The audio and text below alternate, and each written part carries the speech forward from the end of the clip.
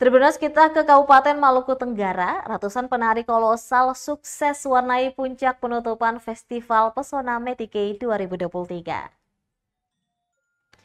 Semenjak 1 bulan lalu, 120 penari dilatih untuk menampilkan suguhan apik di atas panggung penutupan rangkaian Festival Pesona Metike FPMK 2023. Mereka datang dari latar belakang sekolah dan perguruan tinggi yang berbeda.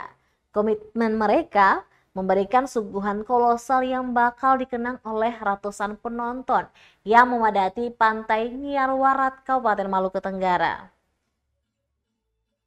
Kamis 26 Oktober 2023 sore tuntas dilakoni. Dengan durasi 11 menit, para penari ini menampilkan tarian adat Nusantara dari Sabang sampai Merauke. Ada dari Maluku, Papua, Melayu, dan Bali, lengkap dengan pakaian adat dari berbagai daerah.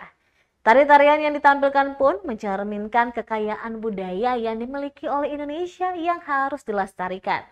Sontak penampilan puluhan penari ini membuat ratusan pasang mata yang memadati lokasi acara terdiam oleh hentakan irama musik, gamelan hingga tifa dan sule. Tak main-main demi totalitas penampilan, mereka menggandeng Isya Rahayaan, pelatih berpengalaman dari Sanggar Caritas.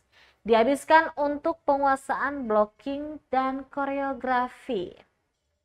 Rahayaan mengatakan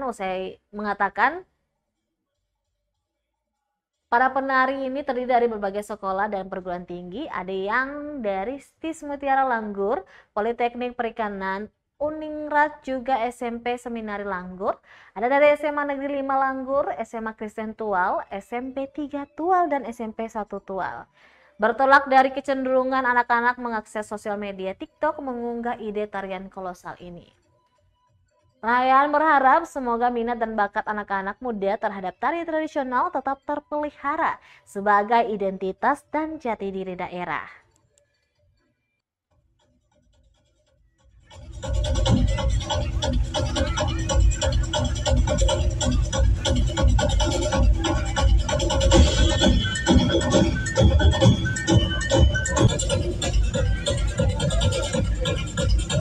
Download Tribun X sekarang, menghadirkan lokal menjadi Indonesia.